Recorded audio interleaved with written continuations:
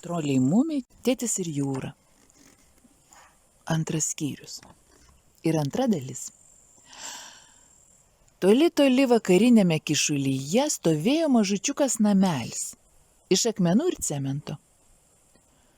Daugybė geležinių kilpų jis buvo stipriai pritvirtintas prie kalno.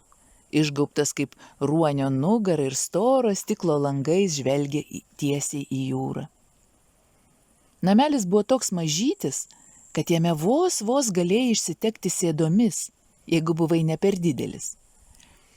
Žvejys pasistatė jį savo. Jis gulėjo aukštielninkas, pasikišęs rankas po galvą ir stebėjo lėtai plaukiantį dangumi debesį.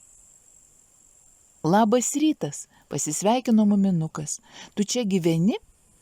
Tik per audras, atsakė žvejys išsiblaškęs. Muminukas rimtai linktelėjo galvą, kaip tik šitaip turėtum gyventi, jeigu mėgsti didžiulės bangas. Tūnoti namelio viduje tarp siaučiančių bangų, žiūrėti, kaip atšniokščia didžiuliai žalio vandens kalnai ir klausytis, kaip jūra griausmingai daužo stogą.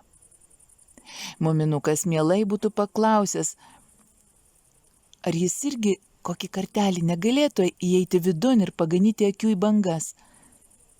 Bet šis namelis aiškiai buvo pastatytas tik vienam. Mama perduoda sveikinimus ir prašo paklausti, kur švyturio raktas, pasakė muminukas. Žvejys tylėjo. Tėtis niekaip neįeina į vidų, susirūpinęs aiškino toliau muminukas. Tai mes pamanėme, jog gal švyturio sargas. Ir vėl tyla. Dangumi ėmė kilti debesis. Juk tikriausiai buvo švyturio sargas, paklausė muminukas. Galop žvejys grįžtelėjo galvą ir pažvelgė į jį žydromis kaip vanduo akimis. Ne. Aš nieko nežinau apie jokį raktą, tarė jis. Ar jis užgesino švyturį ir iškeliavo? Toliau klausinėjo muminukas. Niekuomet anksčiau jis nebuvo sutikęs tokios būtybės, kuri neatsakydavo paklausta. Todėl jaudinosi ir jautėsi truputį nesmagiai. Prastai prisimenu, tarė žvejys. Net pamiršau, kaip jis atrodė. Jis vargiai atsistojo ir nupėdino tolyn per kalną, visas pilkas, murkšlinas ir lengvas kaip lapas. Buvo nepaprastai mažas ir neturėjo jokio noro kalbėtis. Muminukas valandėlę pastovėjo, lydėdamas žvejį akimis, tada apsigręžė ir nužingsniavo atgal per kyšulį. Perkirto kyšulį skersai, nes turėjo užsukti į paplūdimį varinio ąsočio. Jie pusryčiaus. Mama įtaisys ugniakurą tarp akmenų, o vietoj stalo apdengs švyturio laiptus, o vėliau viskas susitvarkys. Krantas buvo visas baltutėlis. Jis tęsėsi nuo kyšulio iki kyšulio, kaip siaura smulkučio smėlio juosta. Ir čia kaupėsi viskas, ką į salos užutekį iššluodavo jūros vėjai. Ten, kur siekdavo potvinio vanduo, po alksniais dryksojo visokių pagalių, bet žemiau smėlis buvo švarutėlis ir suplūktas lyg grindys. Jo buvo malonu eiti. Jeigu ėjai palei pat vandenį, letenų pėdsakai likdavo kaip šulinėliai, kurie iškart prisipildydavo vandens. Muminukas paieškojo kriauklių mamai, bet rado tik tai suskilusių. Gal bangos jas sugūrino? O štai kažkas blizga ant smėlio, bet ne kriauklė, o mažytė sidabrinė arklio pasagėlė. Nuo jos pėdsakai veda tiesiai į jūrą. Kaip tik čia į jūrą iššoko arkliukas ir pametė vieną pasagėlę. Rimtai konstatavo muminukas, matyt taip ir buvo, ypatingas arkliukas. Man įdomu, ar jis pasidabravo savo pasagas, ar jos iš gryno sidabro? Ar jis pasidabravo, ar jos iš gryno sidabro? Muminukas pakėlė nuo smėlio pasagėlį ir nusprendė ją padovanoti mamai.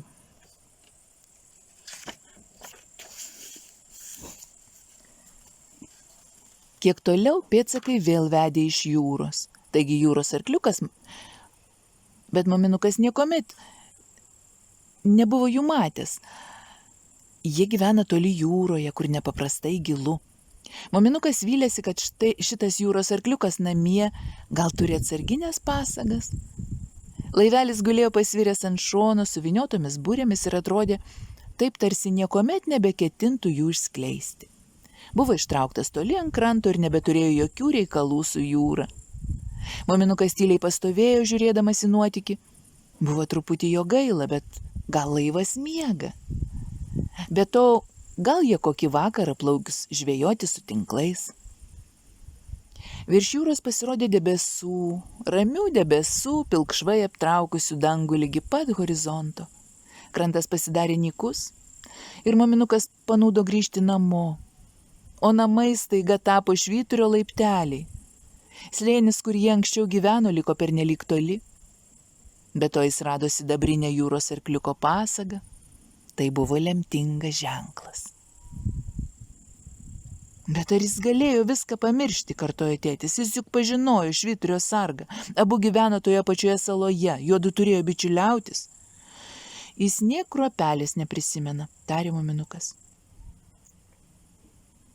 Mažoji Miu įtraukė oro per nosį ir išpūtė pro dantis.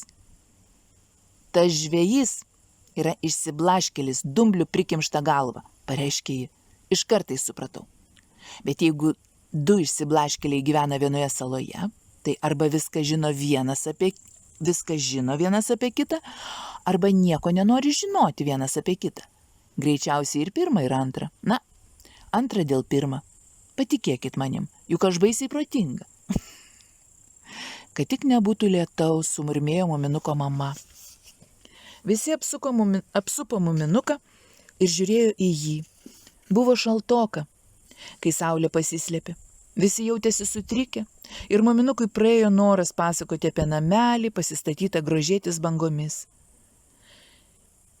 Ir jau visai neįmanoma buvo duoti mamai pasagėlę. Dabar, kai visi stovėjo ir šitaip žiūrėjo. Nusprendė įteikti jai dovanėlę vėliau, gal kai abu liks vieni. Kad tik nebūtų lietaus, vėl pakartojo mama. Ji nusinešė varinę ąsotį prie ugniakurų ir įmerkė į vandenį tėčio nuskintus gvazdikus. O jeigu lytų, išplaučiau vieną indą, kad jame prisirinktų lietaus vandens, jeigu čia bus tokių indų. Aš viską sutvarkysiu, skausmingai sušuko tėtis. Tik palūkėkit, viską reikia daryti iš eilės, mums nevalia rūpintis valgių, lietum ar kokiais nieknikiais, kol neradau rakto. Ha, tarė mažoji Miu, patikėkit manim, tas žvejys įmetė sargą ir raktą į jūrą.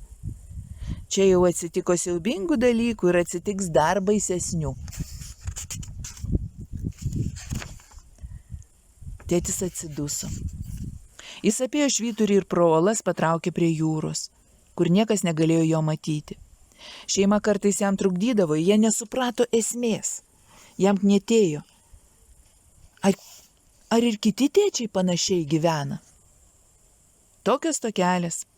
Nieko neišėjo iš ketinimų susapnuoti raktą ar jo ieškoti. Jį reikėjo nujausti. Raktą reikėjo nujausti, jis taip pagalvojo. Jam knietėjo, ar ir... toliau. Turėjo pabandyti ir susikaupti, taip kaip kitados jo uošvis. Visą savo gyvenimą uošvė pamesdavo daiktus. O kas likdavo, pamirždavo.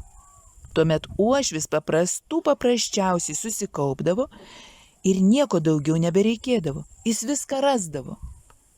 O paskui maloniai ištardavo. Tavo senas šlamštas. Tėtis irgi pabandė.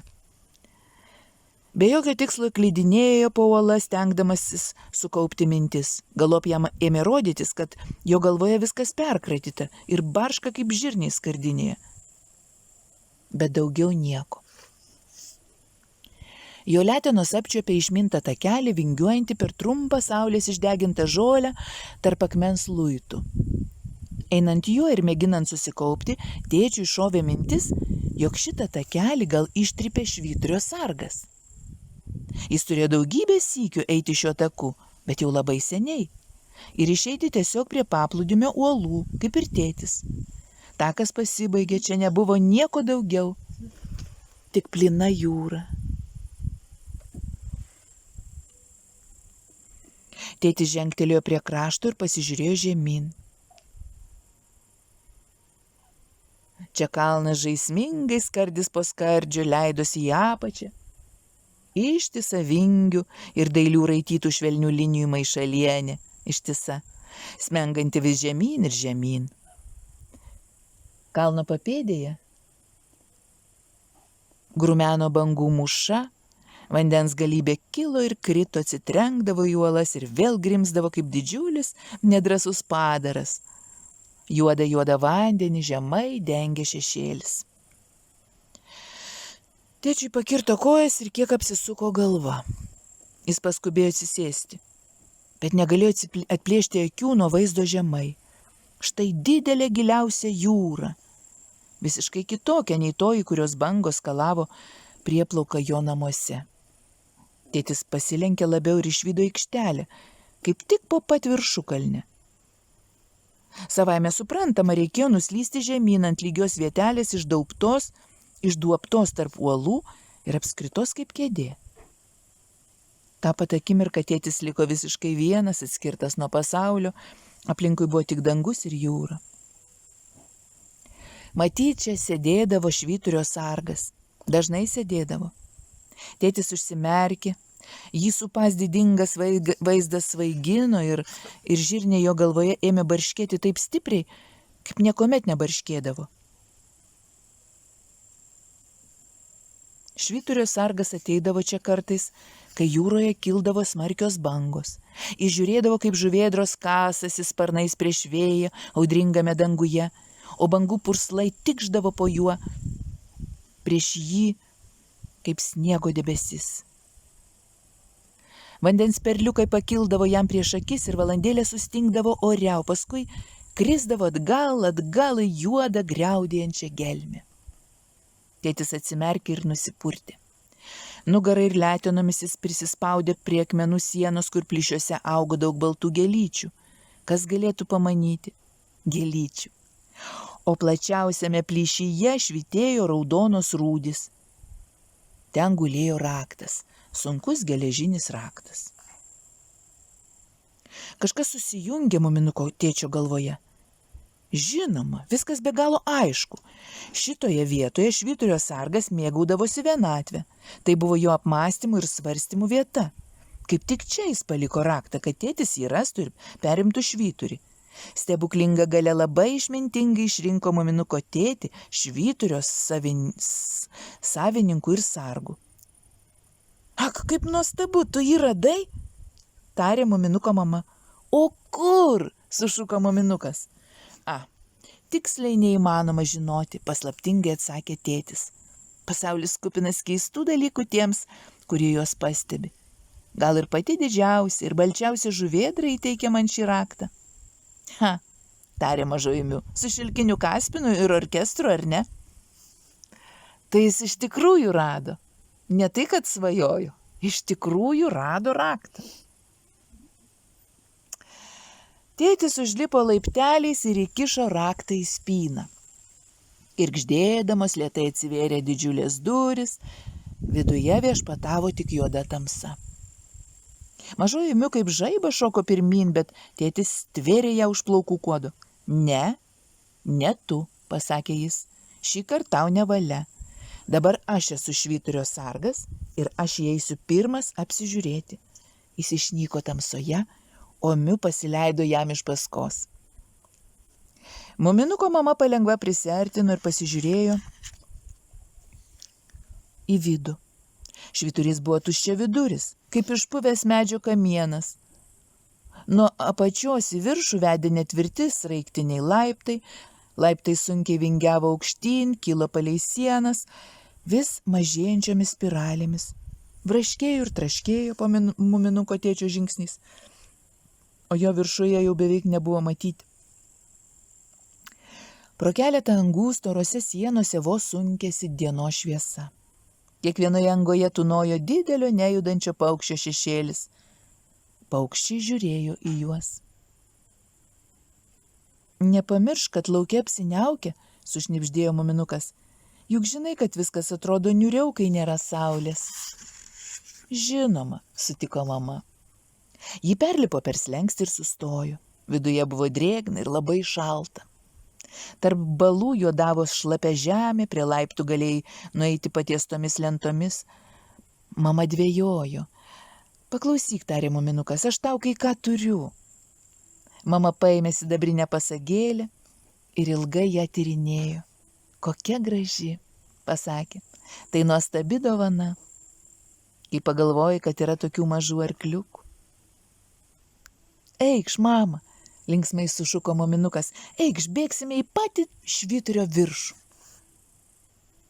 O ten viršuje tarp durų stovėjo muminuko tėtis, užsidėjęs svetimą skrybelę su minkštais nukarusiais kraštais ir murkšlinu vidum. Na kaip, paklausė jis, radau ją ant vinies už durų, matyti iš švyturio sargo. Eikšekit, čia viskas taip, kaip aš ir įsivaizdavau. Tai buvo apskritas didelis kambarys žemomis lūbomis su 4 langais. Pačiame viduryje stovėjo nedažytas stalas ir kelios tuščios dėžės. Prie krosnies lovelė ir nedidelė komoda. Geležinės kopėtėlės vedė prie skylės lubose.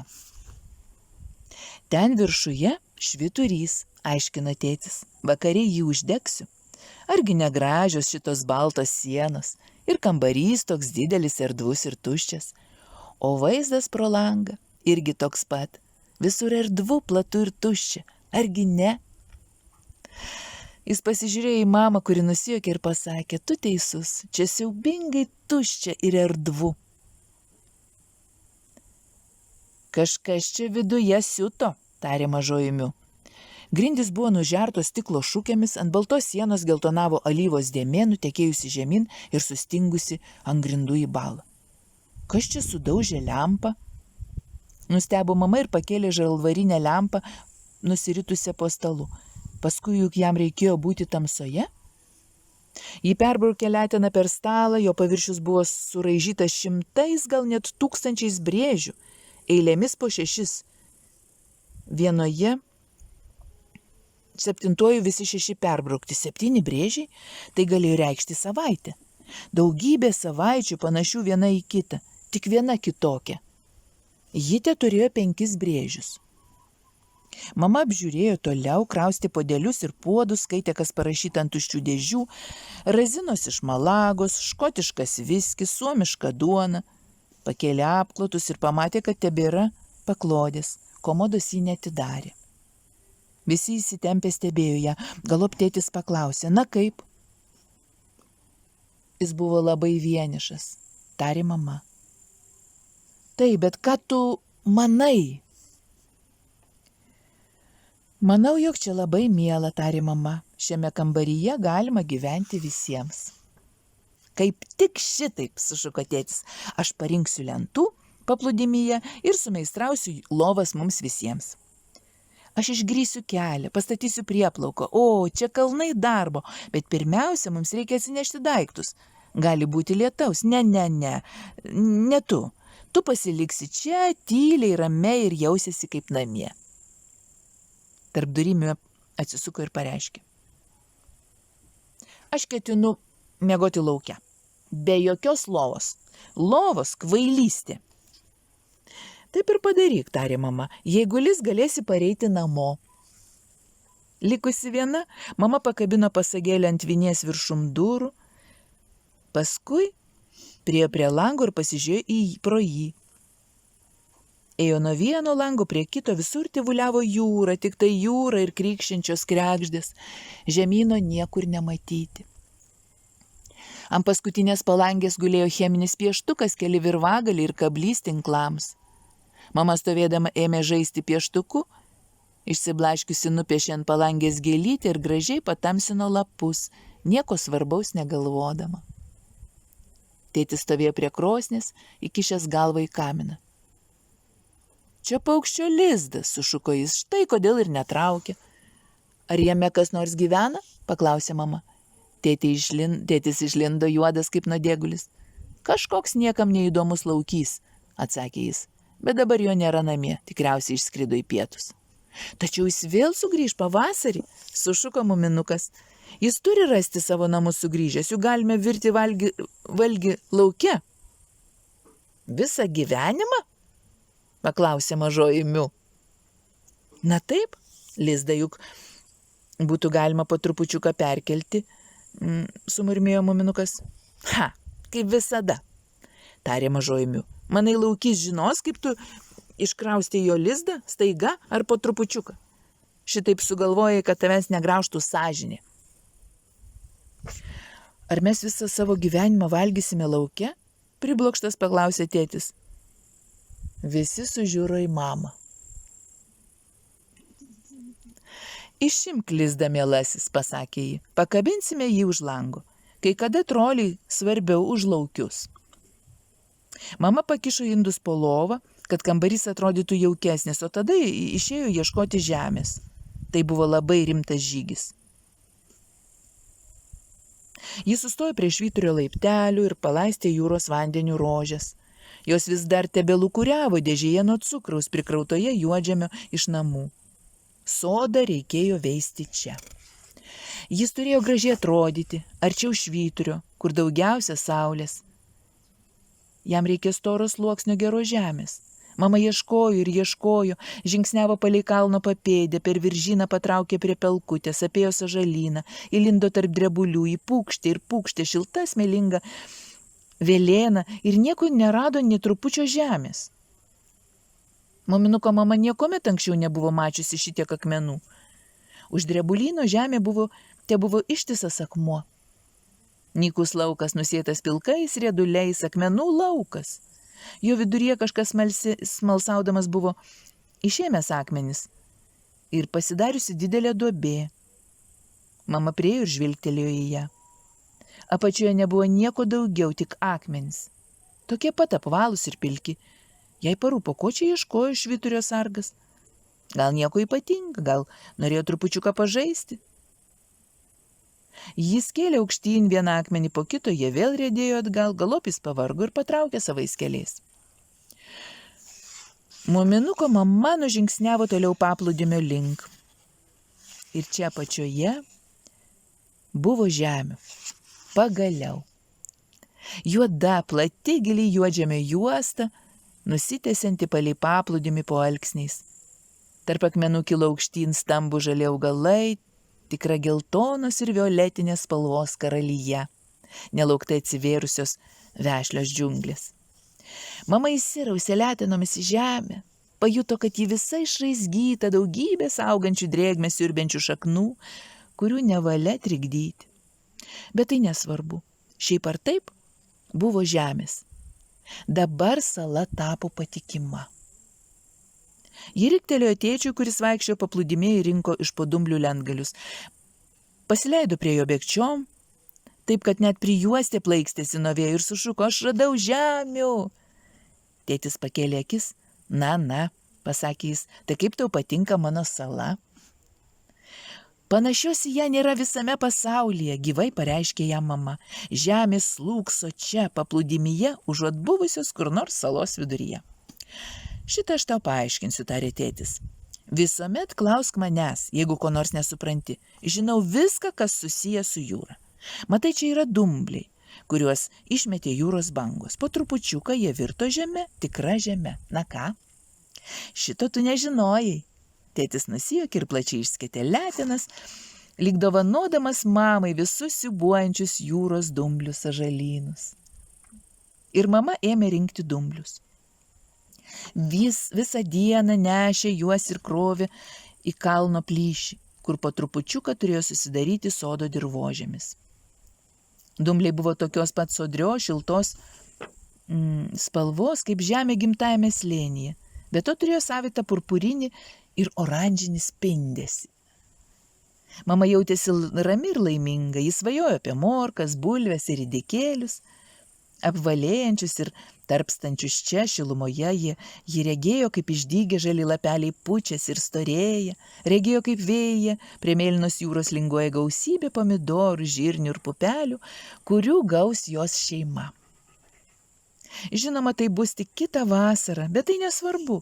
Ji turėjo apie ką svajoti, o giliai širdyje mama svajojo apie obelis. Dienas linko sutemų link, plaktuko kaukšėjimas, prie švyturio seniai nutilo, kregždės aprimo. Švilpiniuodama muminuko mama patraukė namo per viržyną su pilnu glėbiu paplūdimyje rastų malkų. Prie kalno tėtis pritvirtino turėklus, kad jai būtų lengviau lipti, o prie vartelių stovėjo 2 gatavos medinės lovos ir statinaitė, kurią jis rado jūroje. Visai sveika, kitados buvusi žalios spalvos. Nežinia kodėl, sraigtiniai laiptai dabar nebe taip gąsdino. Tik reikėjo stengtis nežiūrėti žemyn ir galvoti apie ką nors malonaus. Muminukas sėdėjo prie stalo, dėliodamas apvalius akmenukus. Sveikas, pasakė mama, kur tėtis? Jis ten aukštai dega švyturį, atsakė muminukas. Man neleido eiti drauge. Jis ten jau labai seniai. Tuščias paukščio lizdas stovėjo ant komodos, mama švilpavo ir dėliojo malkas krosnyje. Vėjas nurimo, saulė įspindo į kambarį pro vakarinį langą, nuraudonindama grindis ir baltą sieną. Kai ugnis įsikūrė krosnyje, mažoji Miu įsmuko į vidų pro praviras duris ir lyg katė užšoko ant palangės. Prispaudusi nosį prie stiklo, ėmė bjauriai vaipytis kregždėms. Staiga dangtis lubose su trenksmu atsidarė ir geležinėmis kopėtėlėmis žemyn nulipo muminuko tėtis. Ar jis gerai dega? Paklausė muminuko mama. Tu padarei mums siaubingai patogias lovas. Manau, jog statinaitė labai tiks sūdyti žuviai. Būtų gaila naudoti ją tik lietaus vandeniui. Tėtis nuėjo prie pietinio lango ir atsistojo pasižiūrėti. Mama skubiai permetė jį akimis. Taip, tėčio uodega buvo visai pastira, o šepetukas nervingai krutėjo. Jį įdėjo į krosnį daugiau malkų ir atidarė silkių dėžutę. Tėtis nieko nekalbėdamas išgėrė arbatą. Nukraušius indus, mama padėjo ant stalo signalinį žibintą ir pasakė. Esu girdėjusi, jog šitokiems švyturiams reikia dujų. Jeigu dujos pasibaigia, jų uždegti neįmanoma. Yra dujų balionėlių, niūriai tarė tėtis. Visas bokštas jų prikrautas, bet nėra kaip jų prijungti. Gal trūksta kokio varžtelio, spėjo mama. Aš tai niekuomet nepasikliauju dujomis, jos pavojingos ir dvokia. Manau, kad tau vertėtų nebesirūpinti tuo švyturiu. Antraip mes visi išlėksime į orą. Tėtis pašoko nuo stalo ir sušuko.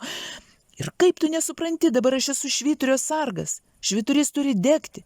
Juk tai ir yra svarbiausias dalykas. Ar tu manai, kad galima gyventi švyturyje, kuris nedega? O kaip bus su visais tais laivais, kurie dabar jūroje ir plaukia apgaubti tamsos ir gali bet kada užplaukti ant seklumos ir nuskęsti mūsų akise? Teisybė, pritarė mažoji Miu, o rytą visas paplūdimys bus pilnas nuskendusių filifjonkų, miumlų, homsų ir tokių išbalusių ir pažaliavusių nuo dumblių.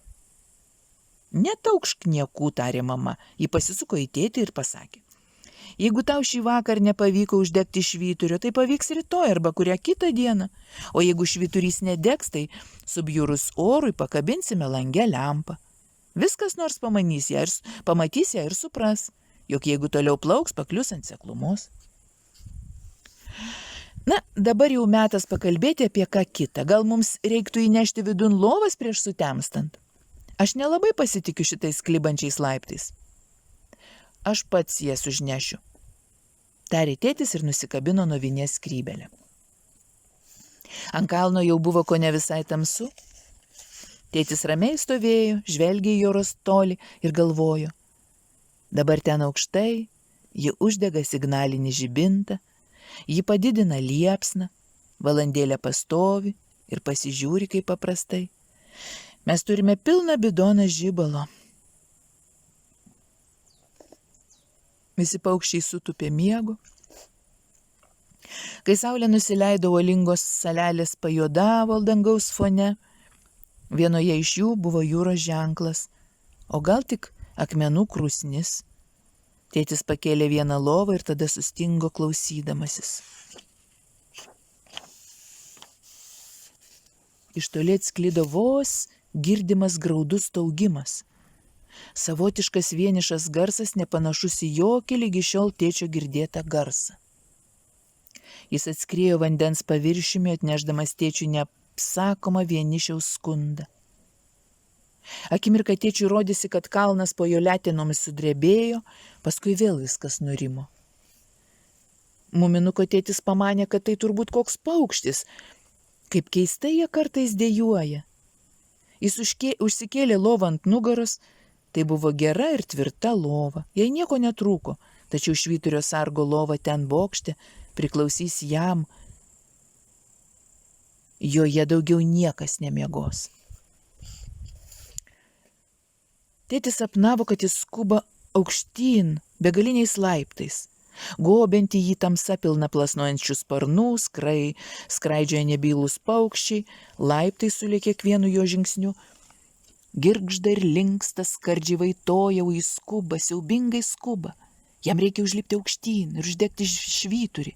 Antrai bus per vėlu, nepaprastai svarbu, kad tėtis uždegtų švyturį.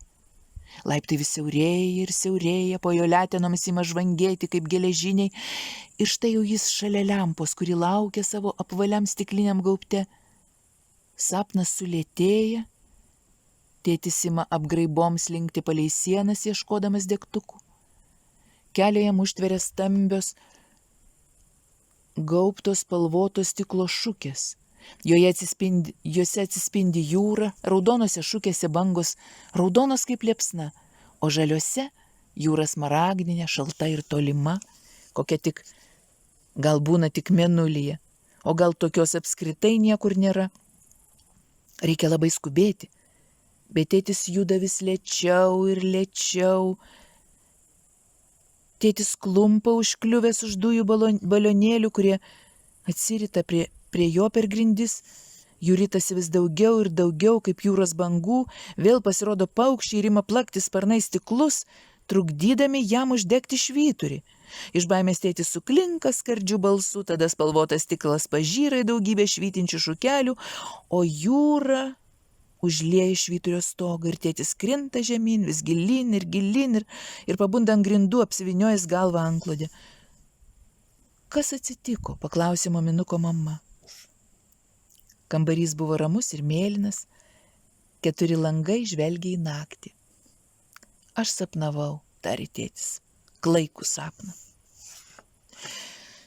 Mama atsikėlė ir ant žarijų krosnį uždėjo keletą sausų pagaliukų, jie užsidegė ir šilta geltona šviesa supleveno tamsoje. Duosiu tau sumuštinį, pasakė ji, vis dėlto čia nauja vieta. Tėtis atsisėdo ant lovos krašto ir kol valgė sumuštinį, jo baimė išsisklaidė. Nemanau, jog čia kambarys kaltas, tarė jis. Tai lova, nuo jos kyla tokie siaubingi sapnai, aš pasidarysiu kitą lovą. Ir aš taip manau, sutiko mama. Ar pastebėjai, kad kažko trūksta? Nebegirdėti miško ošimo. Tėtis pasiklausė. Jie išgirdo, kaip palei salą murma jūra ir prisiminė, kaip naktį paprastai ošdavo medžiai gimtajame slėnyje. Po teisybei tai gana malonus garsas, tarė mama, užsitraukdama antklodę ant ausų, tik kitoniškas. Tikriausiai nebesusapnuosi košmarų. Tikriausiai nebe, atsakė tėtis.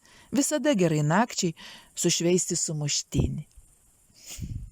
Na štai, iki pasimatymo. Iki 3 skyriaus. Ate.